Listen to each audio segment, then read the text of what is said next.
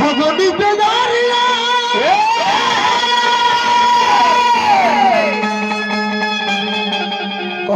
hello hello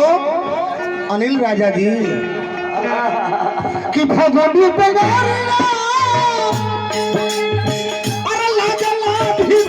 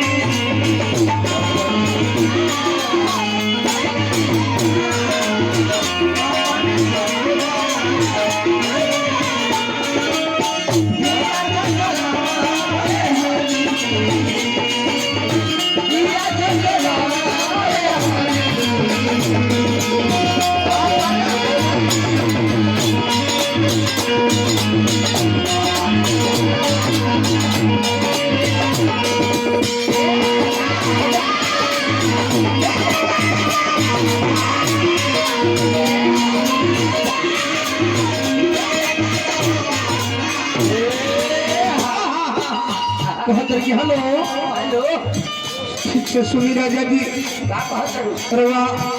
निमन सवांग हमारे नाम मिली अरे हमारे शौकीन के सवांग बाहर से आ गए दादा और हमरा के होली में पासे राखब का बुझाते रहे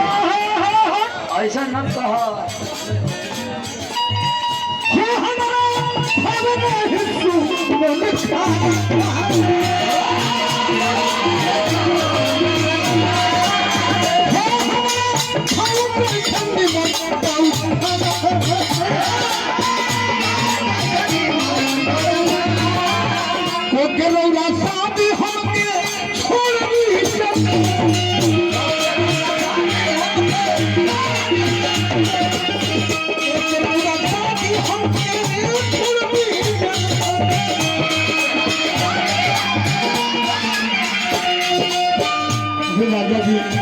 कौन जनाना बनौनी खोर मर्दाना है कि हमारा खाना निमन नहीं खा लगत रहे ठीक से नहीं के मामा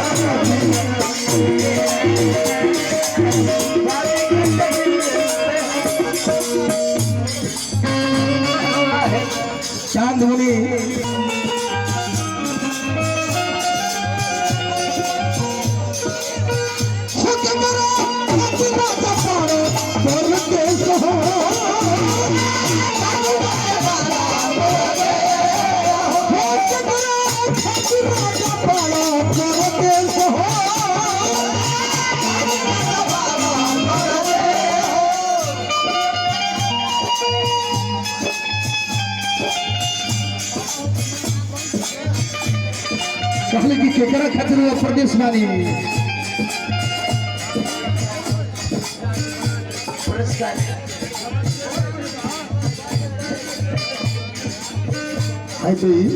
आदित्य कुमारी देवी मुखिया मोहम्मदपुर पंचायत हमारा विकास बाबू बहुत बहुत सने मनाई मई से प्रार्थना दया जिसका नियम से आवा बात देरी ना मोहम्मदपुर पंचायत के मुखिया प्रत्याशी चांद मुनि के कार्यकर्ता केदार राम भगवानपुर के सदन से 101 रुपये पुरस्कार दामाद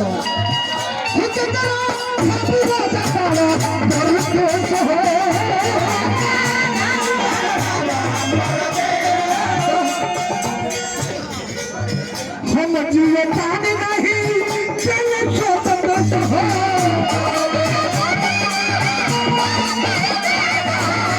हम जीवन से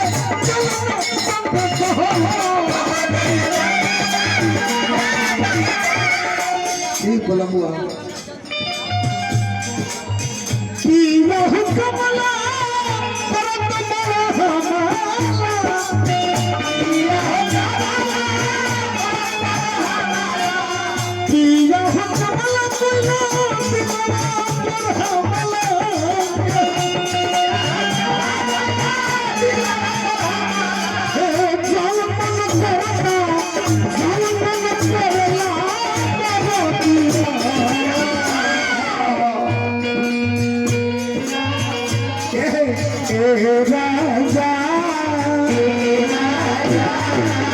साथी कैसे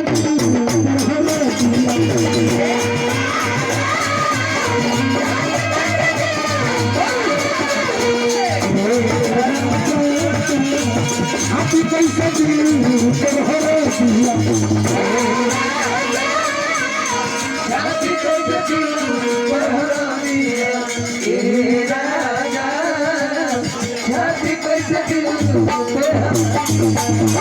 या